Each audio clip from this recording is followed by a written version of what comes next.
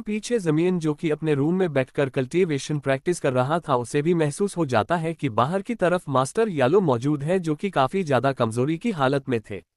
इसलिए जमीन फोन उसे जाते हुए यहाँ पर मास्टर येलो को लेकर अपने कमरे में आ जाता है, जहां पर वो उन्हें अपने पास बिठाते हुए कहता है कि मास्टर येलो आप ठीक तो है ना। इस पर मास्टर येलो हामी जवाब देता है। साथ ही साथ मास्टर यो के पास एक बॉक्स था जो कि वो जमीन को देते हुए कहता है कि यह मैं तुम्हारे लिए लाया हूं। जो सुनकर जब जमीन ने वो बॉक्स ओपन करके देखा तो उसके अंदर तो एक बुद्धि पिल थी जो कि मास्टर यवलो ने जमीन के लिए तैयार करी है, और वो जमीन को बताता है कि यह बुद्धि पिल तुम्हारे एंशिएंट बुद्धि हॉट को अच्छे से कॉम्प्लीमेंट करेगी। यानी कि मास्टर येलो ने जो एंशिएंट बुद्धि सीड्स लिए थे वो भी उन्होंने जमीन के लिए ही खर्च कर दिए। जैमियन तो ये देखकर काफी ज्यादा इमोशनल हो जाता है।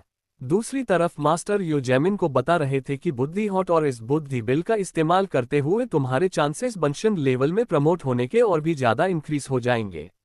जमीयन उनकी बातें सुनते हुए फोन से इमोशनल हालत में ही यहाँ मास्टर यवलो के सामने झुकते हुए कहता है कि मास्टर यवलो आपने हमेशा मेरा ख्याल रखा और मुझे सब कुछ सिखाया। मैं आपका एहसान कभी नहीं झुका सकता। आप मेरे टीचर ही नहीं बल्कि मेरे फादर की तरह है। ये कहते हुए वो अभी यहाँ मास्टर यवलो के सामने बो डाउन करने ही वाला था, लेकिन मास्टर योलो जैमिन को पकड़ते हुए और फिर उसे खड़ा करते हुए कहता है कि तुम्हें ये सब करने की अब कोई जरूरत नहीं। साथ ही सर मास्टर येलो थोड़ी सी निराश भी लग रही थी। वो कहते हैं कि अफसोस की बात तो यह है कि मैं ये सिर्फ 8 कलर पिल थंडर वाली ही बुद्धि पिल क्रिएट कर पाया। अगर यह 9 कलर थंडर पील वाली एंशिएंट बुद्धि पिल होती तो ये तुम्हारे और भी ज्यादा काम आ सकती थी। मास्टर येलो के मुंह से यह सारी बातें सुनकर जैमियन उन्हें शांत कराते हुए नीचे की तरफ बिठाकर कहता है कि प्लीज आप ये सब मत सोचिए। जैमियन की यह बात सुनकर मास्टर यालो जैमिन से सवाल करते हुए पूछता है कि अच्छा ये बताओ कि तुम्हारी कल्टीशन कैसी जा रही है, क्या तुम्हें कोई प्रोग्रेस महसूस हुई।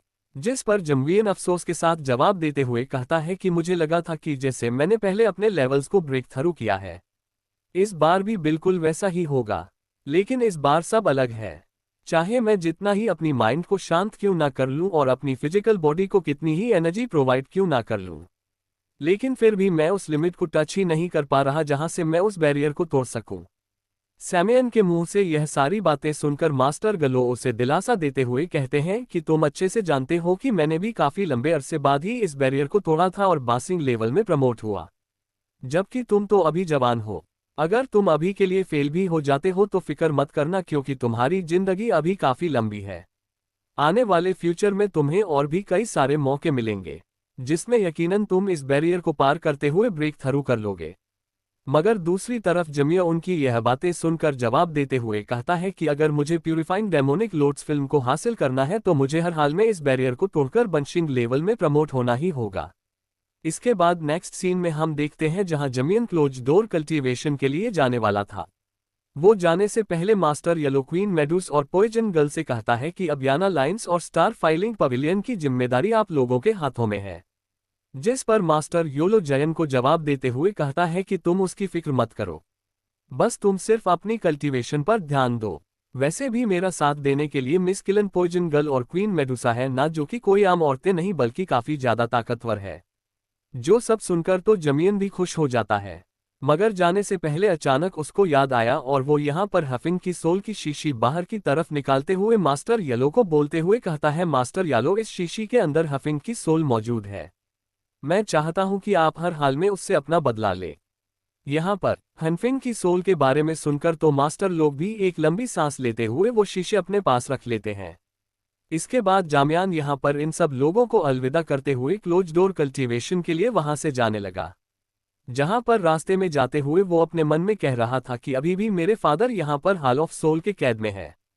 पता नहीं किस्मत क्या होगी, लेकिन हाँ ये तो जरूर है कि हॉल ऑफ सोल के साथ हमारी एक बहुत बड़ी जंग आने वाली है, जिसके लिए मुझे हर हाल में खुद को ताकतवर करना होगा। और यह कहती है सियान उस केव के अंदर चला गया जिसका दरवाजा बाहर से बंद हो जाता है। सियान के जाने के बाद उसके दोस्त भी वापस पलट चले, जबकि मास्टर येलो अपने रूम में आ चुका था। वो यहाँ पर उसे शीशे की तरफ देख रहा था। यहाँ उनकी आवाज में गम साफ साफ दिखाई दे रहा था। यहाँ वो शीशे की तरफ देखते हुए कहता है कि हानफिन, क्या इतने सालों में कभी भी तुम्हें क्या अफसोस महसूस हुआ? तुम वो बच्चे थे जिससे मैं उस तबाही की रात मरता हुआ नहीं देख सकता था। मैंने तुम्हें बचाकर अपने साथ रख लिया। कई सालों तक मैंने तुम्हारा ख्याल रखा। साथ ही साथ तुम्हें वो तलवार दी जिससे तुम अपने आप को प्रोटेक्ट कर सको। मैंने तुम्हें तुम्हारी कल्टीवेशन में मदद की, पिल्स रिफाइन करना सिखाया। मैंने वो तुम्हारे लिए सब कुछ किया जो मैं कर सकता था। बदले में मुझे तुमसे कुछ भी नहीं चाहिए था। लेकिन मैंने बिल्कुल भी इस बात की उम्मीद नहीं की थी कि मैंने जो तलवार तुम्हें तुम्हारी हिफाजत करने के लिए दी थी, तुम उसी तलवार का इस्तेमाल करते हुए